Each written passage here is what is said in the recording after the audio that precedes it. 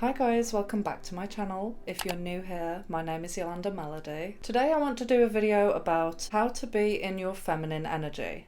This video is especially important for any women out there that feel overly stressed. Maybe they feel the need to control everything. They might really struggle to relax, or they might find that certain feminine activities such as dancing or creativity seem to be quite far out of reach. There are various telltale signs to tell whether you are predominantly in your masculine energy or feminine energy, but typically what we're seeing in this day and age with modern feminism and the boss bitch era is women are being encouraged to become more masculine. Now, I want to make it very clear in this video that I'm talking about energy. A woman can still present herself to be hyper feminine, but she can still be in her masculine energy. And what I've found from learning about this and incorporating this into my life is that as a woman, you feel so much better when you're predominantly in your feminine energy. And ironically, you can actually become more productive because instead of fighting against the stream, you're actually going in the direction of the stream. So I'm going to include some practical tips, but first let's just talk about what happens to a woman when she is in her masculine energy. So with modern day feminism, the general attitude is women and men are completely equal, we can do whatever a man can do, and basically that we just don't need men at all. While I do believe that women can do whatever a man can do, the question that you need to ask yourself is, do you really want to do that? Do you really want to do all of the things that men do? The reason why I'm doing this video is because I believe that I personally was in my masculine energy for such a long time and I didn't even realise it. What modern feminism has done is it has baited women. It has challenged them to be like a man.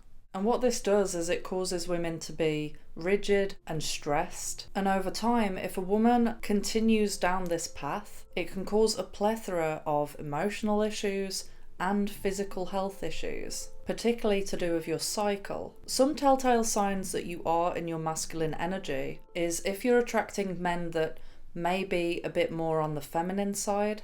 The reason why this happens is because in any relationship, one person will take on the masculine role and another will take on the feminine role to balance the energy out. If a man is more in his feminine energy, he will typically be more attracted to women that are in their masculine energy.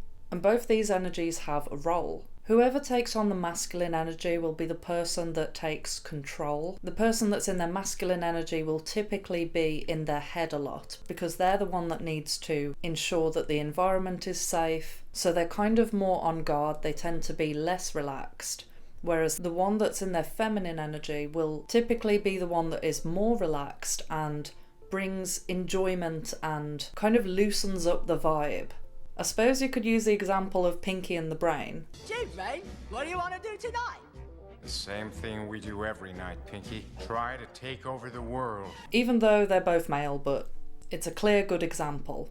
Even if you have two best friends or two colleagues, there will be one that will take on the feminine role and one that takes on the masculine. So with Pinky and the Brain, Pinky is in his feminine energy, whereas Brain is constantly in his masculine. Brain is the one that's taking control. He's the one that's thinking about everything and is kind of rigid. Pinky is the one that's more fun, that's more carefree, go with the flow.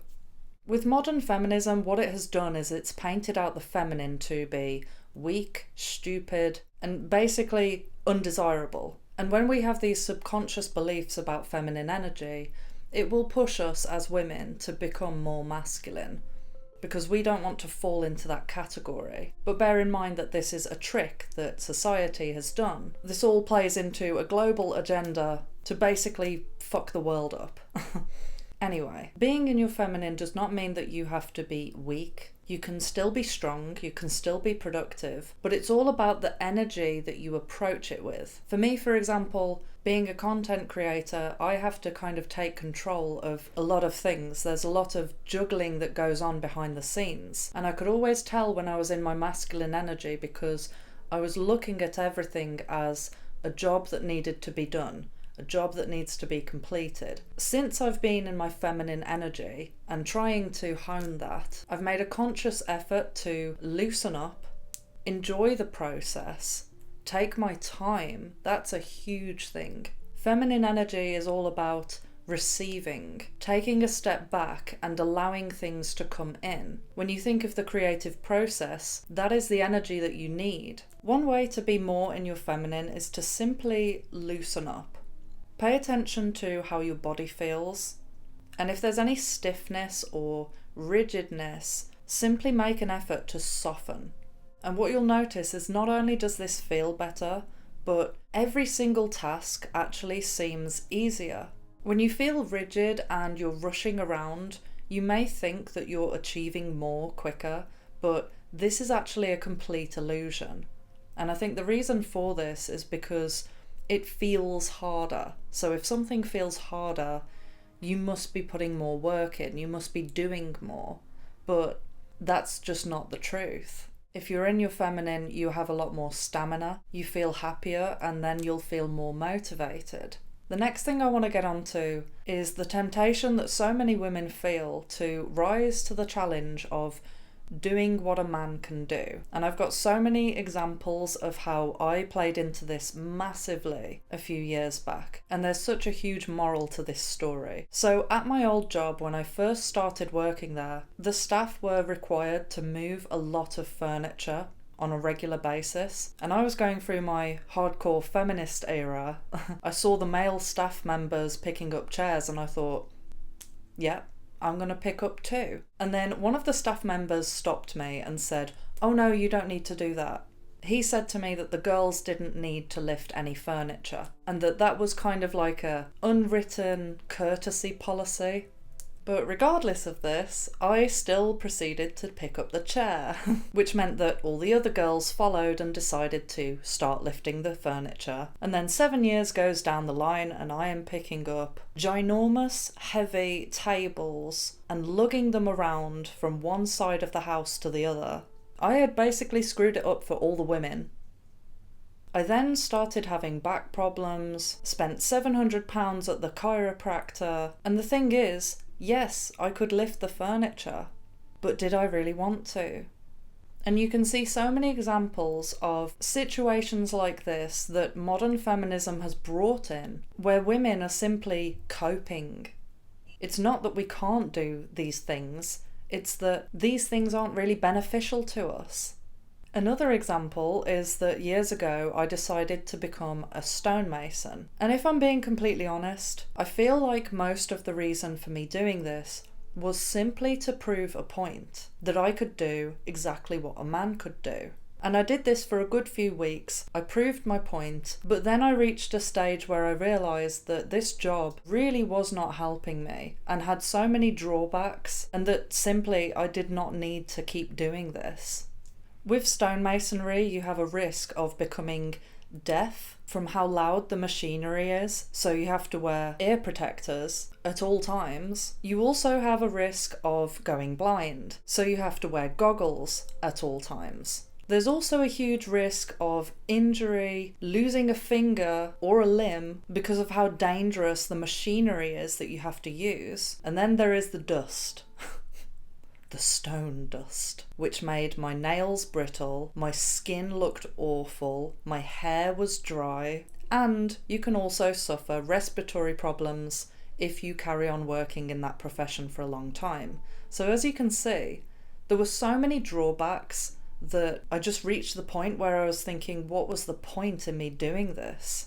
Now, if it was a female watching that was passionate about stonemasonry, then that would be a different story. But the point that I'm trying to make in this video is that you can take a feminine approach to everything that you want to do. It doesn't mean that you have to become a tradwife, give up your job and start wearing frilly dresses. That to me is a lifestyle. Moving on to the next point. If someone offers you help, allow yourself to receive it. If someone offers to open a door for you, if someone offers to carry something for you, let them do it. Yes, you can open a door for yourself and carry all of these things, but wouldn't it be nice to let someone else help you if they're offering? This is also a huge thing in relationships, is if a man feels like he's not adding anything into your life, he will feel like he doesn't have a purpose in the relationship. And in case you haven't noticed, there's a huge issue when it comes to people not being able to find a relationship in the 21st century. I mean, there's many reasons for that, but one of the contributing factors is that women are constantly saying to men, whether it's through words or actions, "We don't need you." That's what we're saying. If anyone who knows me in real life is watching this, they'll probably fall off their chair, because I was the number one person walking around saying, "I don't need a man. I can do everything that a man can." And yes, maybe we don't need a man to help us, but again, wouldn't it be nice? Another tip that is quite an obvious one but needs to be said is, if you want to feel more feminine, definitely prioritise your self-care. And this is not for anyone else's gratification, this is for your own well-being. When I say self-care, I'm talking about a plethora of things. Making sure that you're eating good food, pay attention to your body and what it's telling you, and if you listen to your body and nourish it, you will reap the benefits. Some people will tell you to wear makeup every single day and that you need to put on a frilly dress to feel feminine. I can tell you, you don't need to do that. You can do it if you want to, but don't let someone tell you that that is a necessity. I think I'm going to end this video here. Let me know if you want me to elaborate on anything, and comment below your thoughts. Thank you so much for liking, commenting, sharing and subscribing. And thank you so much to everyone who donates to this channel, and I'll see you in the next video. Love you, bye!